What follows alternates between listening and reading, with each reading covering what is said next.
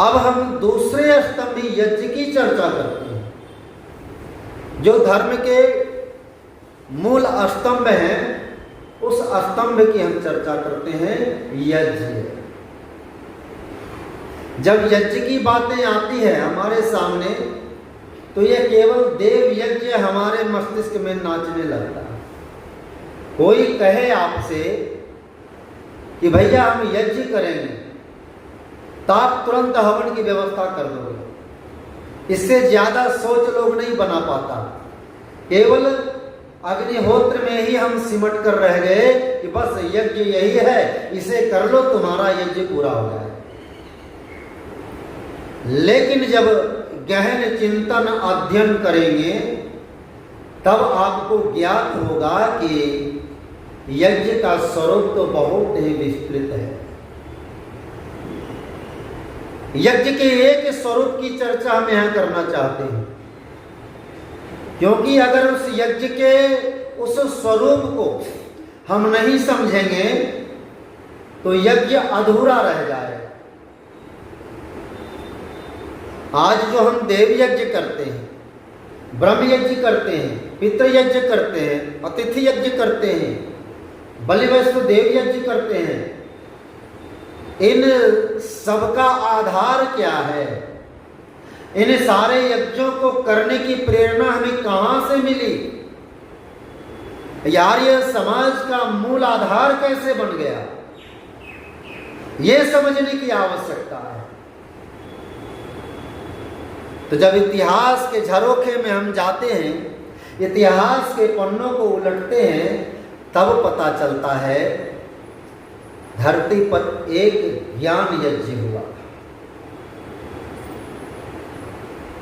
जिस यज्ञ का सूत्रपात किया था गुरु बिरजानंद दंडी।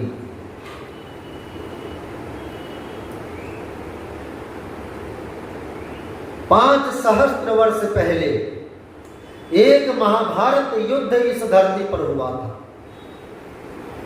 जिसके कारण वेद विद्या लुप्त हो गई। उस महाभारत युद्ध के बाद लेकिन 5000 वर्षों के बाद एक महाभारत का सृजन इस धरती पर स्वामी दयानंद सरस्वती ने किया, और इस भूगोल में वेद विद्या रूपी संसाधन को डाल दिया, और उस संसाधन का और विस्तार करने के लिए, वेद विद्या के प्रचार के लिए स्वामी दयानंद ने आर्य समाज रूपी पौधा भारत की भूमि पर स्थापित कर दिया, लगा दिया। और वो आर्य समाज निरंतर निरंतर निरंतर तब से लेके आज तक लगभग 150 वर्षों से वेद विद्या का प्रचार करता आ रहा है। बंधुओं, जिस महाभारत का सृजन महर्षि दयानंद सरस्वती ने किया, जिससे वेद विद्या का प्रचार हो, महर्षि दयानंद सरस्वती के हृदय में ये भावना आई कहां से? उसका मूल क्या है? जब मूल में जाते हैं तब पता चलता है कि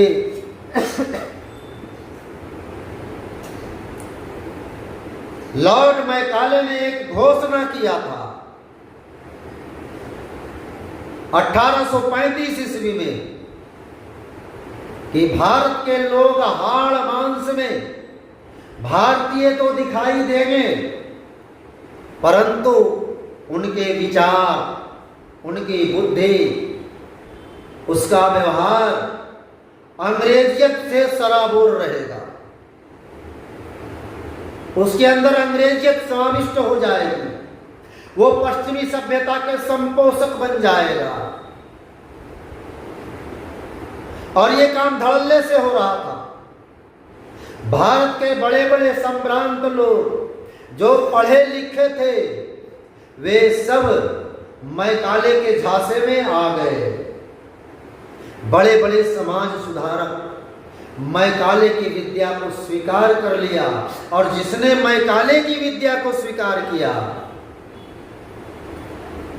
उसे सर की उपाधि दी जाने लगी।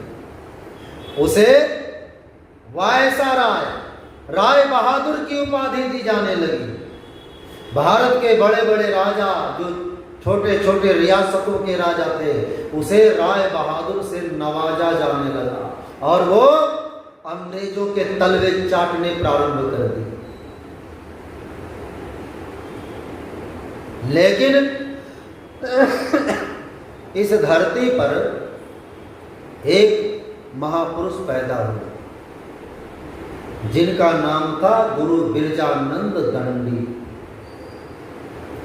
उन्होंने इस परिस्थिति को भांप लिया था। अंधे होकर भी उनके अंदर की जो आंखें थी वो खुली हुई थी। बेशक देखने वाले दो आंख से वो अंधे थे, लेकिन तीसरी नेत्र जो विवेक की नेत्र होती है वो बिरजानंद की खुली हुई। उसी नेत्र से उन्होंने देखा था कि भारत की स्थिति अच्छी नहीं है।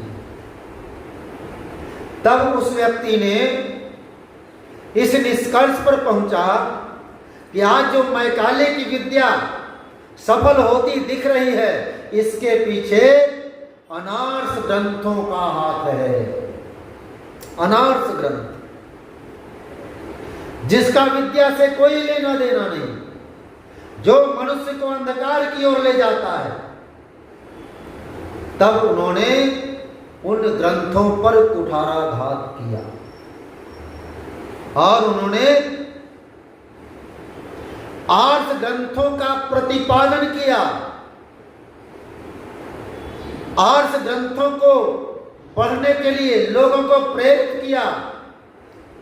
आर्ष अनार्ष की कसौटी तैयार किया और दुनिया को संदेश देने लगे, ऐ दुनिया के लोगों, इस कसौटी पर कस करके ही तुम विद्या को पढ़ो और विद्या का प्रचार करो।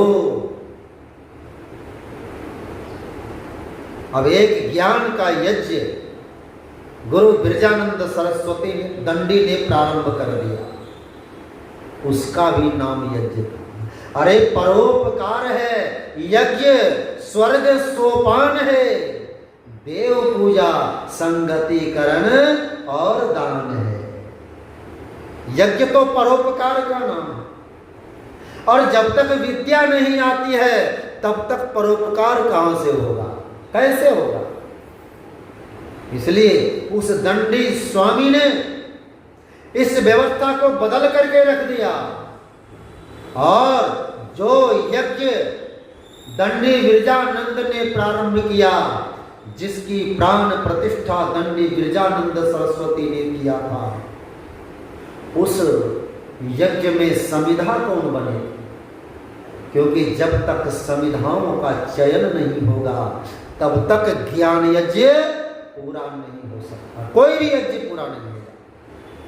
समिधा महत्वपूर्ण है यज्ञ की यज्ञ को पूर्णता की ओर ले जाने के लिए। समिधा बने थे महर्षि दयानंद सरस्वती। अपने गुरु के ज्ञान यज्ञ को अपने जीवन में स्थापित किया था।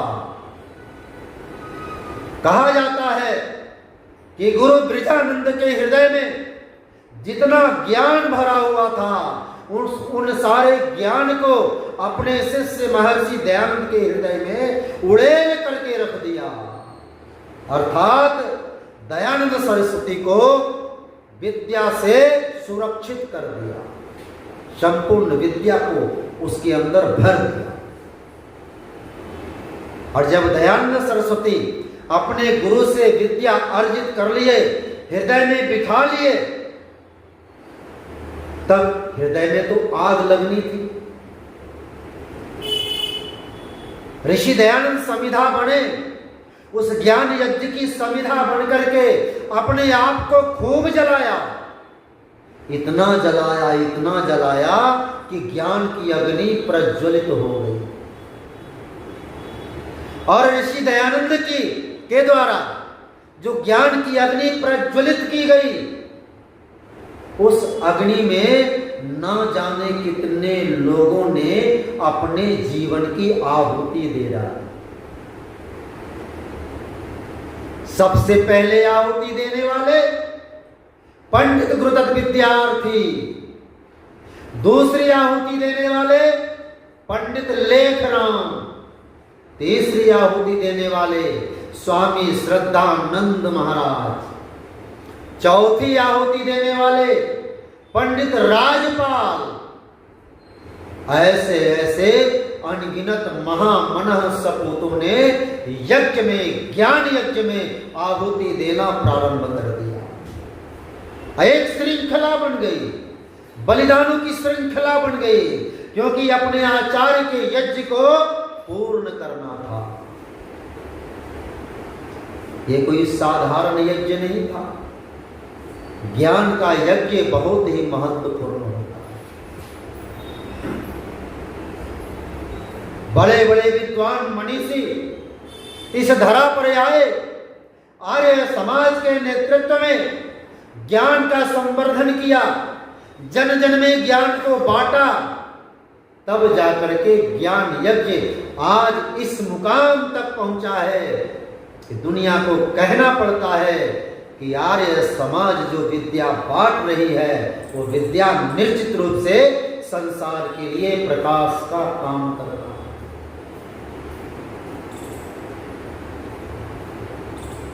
पंडित गुरुदत्त विद्यार्थी अमृतसर के एक अधिवेशन में कहा था,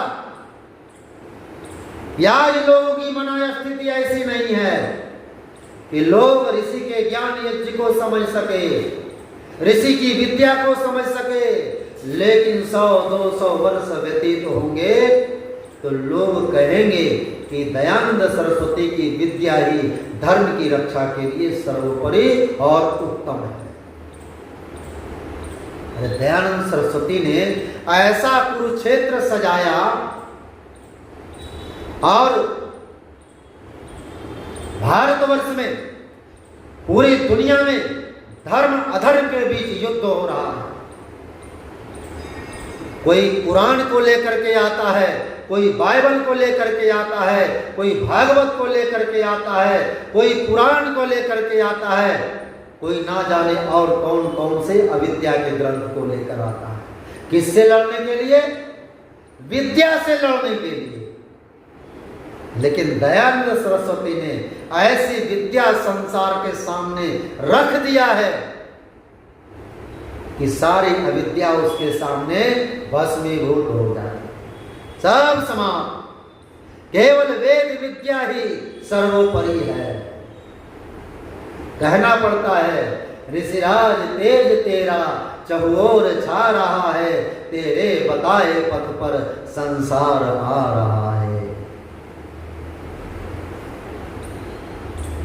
एक मौलाना का मैं भाषण सुन रहा था, वो कह रहा था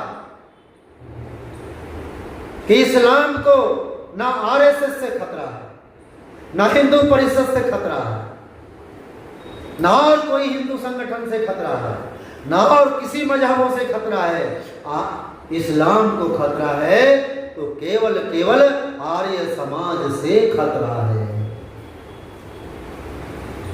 कल्पना कर लो, एक मौलाना को ये सोच बन गया, महर्षि दयानंद सरस्वती ने जो विद्या दी है वो विद्या कभी भी नष्ट नहीं हो सकती है, वो तो अमर है, अजर है, अविनाशी है। वेद विद्या क्या है? अजर अमर अविनाशी विद्या है। हम रहे या ना रहे, आप रहे या ना रहे, लेकिन वेद विद्या कभी लुप्त नहीं हो सकता। ऐसा ज्ञान यज्ञ गुरु बिरजानंद ने चलाया और उसमें दयानंद सरस्वती ने समिधा बन करके उस यज्ञ को पूर्ण प्रज्वलित कर दिया। ऐसी लपटें दी कि विदेश के एक विद्वान हुए जोगी जैक्सन, उसने कहा था कि भारत से एक ऐसी आग प्रज्वलित हो रही है। एक ऐसी अग्नि भारत की तरफ से आ रही है जो संसार के सारे अविद्याओं को, मत मजहबों को भस्मीभूत करती हुई आ रही। आर्य समाज को आग की संज्ञा दिया था। बंधुओं, आज विदेशियों के इस भाषा को सुनकर के हमारा मन आह्लादित हो उठता है। धर्म का मजबूत स्तंभ जो यज्ञ है, उस यज्ञ को ऋषि दयानंद ने कैसे पूरा किया, इस बात को आज के समस्त आर्यों को समझने की आवश्यकता है। सत्य सनातन वैदिक धर्म के मानने वाले जितने लोग हैं, उन्हें भी आज ज्ञान यज्ञ करने की जरूरत है, क्योंकि ज्ञान यज्ञ के माध्यम से ही और जितने भी यज्ञ हैं उन सब यज्ञों को पूरा कर सकते हैं। अगर ज्ञान नहीं है तो कैसे करोगे जी? हमारे अंदर ज्ञान का संचार होना चाहिए, और ज्ञान वेद विद्या से ही बढ़ेगी। वेद सब सत्य विद्याओं का पुस्तक है। वेद का पढ़ना पढ़ाना, सुनना सुनाना सब आर्यों का परम धर्म है। जैसे जैसे वेद विद्या को अपने जीवन में धारण करते जाएंगे, वैसे वैसे हमारा ऋषि ऋण पूरा होता चला जाए। हम जब पंच महायज्ञ करते हैं, एक ऋण आता, एक यज्ञ आता है पितृयज्ञ, आता है कि नहीं? पितृयज्ञ में 3 ऋणों का वर्णन है, देव ऋण, ऋषि ऋण और पितृ ऋण। 3 ऋणों का वर्णन है। हमने अपने जीवन में एक उत्तम संतान का निर्माण कर दिया, हमारा पितृ ऋण पूरा हो गया, हम पितृ ऋण से ऋण हो गए। अगर हम देवत्व को प्राप्त करते हुए हमने संसार को ज्ञान दे दिया, विद्या दे दी, एक विद्वान तैयार कर दिया, तो समझ लो हमने देव ऋण भी पूरा कर दिया। लेकिन ऋषि ऋण कैसे पूरा होगा? जो वेद विद्या को पढ़ करके उसका प्रचार करे, तभी तो ऋषि ऋण पूरा होगा। ऋषियों का काम क्या था? वेद विद्या को जीवित रखना। ऋषि परंपरा से ही हमारी वेद विद्या जीवित रही। महाभारत काल तक वेद विद्या थी, लेकिन महाभारत युद्ध में बड़े बड़े ऋषि मुनि संत मारे गए, आलस्य में जनता पड़ गई, वेद विद्या लुप्त हो गई। दयानंद सरस्वती फिर इस धरती पर आते हैं, 5000 वर्ष के बाद वेद विद्या को पुनर्जीवित करते हैं, वेदों का उद्धार करते हैं, पुनः वेद विद्या संसार में देदीप्यमान हो जाता है। तो ऋषियों में सामर्थ्य होता है, वेद विद्या का प्रचार करने का सामर्थ्य ऋषि परंपरा। इसलिए हम सब ऋषि दयानंद के अनुचर हैं। ऋषि दयानंद ने वेदों का प्रचार करना सिखाया है। तो हम जितने भी आर्य धर्म के मानने वाले लोग हैं, सबका परम कर्तव्य है कि वेद विद्या का जितना जितना प्रचार करो, उतना उतना अंश में आपका ऋषि ऋण पूरा होता चला जाए। कितना एक श्रृंखला हमारे ऋषियों ने दिया है, अपने धर्म को मजबूत करने का, सबल बनाने का। यज्ञ यूं तो देखने में छोटा सा शब्द लगता है, लेकिन कितना महत्वपूर्ण है। इस ज्ञान यज्ञ में हम सब स्नान करें और ज्ञान की गंगा में संसार को स्नान करने के लिए प्रेरित करें। अरे आर्य समाज का तो यही काम है, विद्या का विस्तार करना। तो विद्या का विस्तार केवल एक प्रचारक ही नहीं कर सकता, एक गृहस्थी भी कर सकता है, एक ब्रह्मचारी भी कर सकता है, एक वानप्रस्थी भी कर सकता है, एक सन्यासी भी कर सकता है। अर्थात चारों आश्रम के लोग वेद विद्या का प्रचार करने में सामर्थ्य रखता है। आइए हम सभी से मिशन को पूरा करने के लिए, ज्ञान यज्ञ को पूरा करने के लिए, घर घर में प्रकाश फैलाने के लिए अपने जीवन की आहुति देने का संकल्प लें।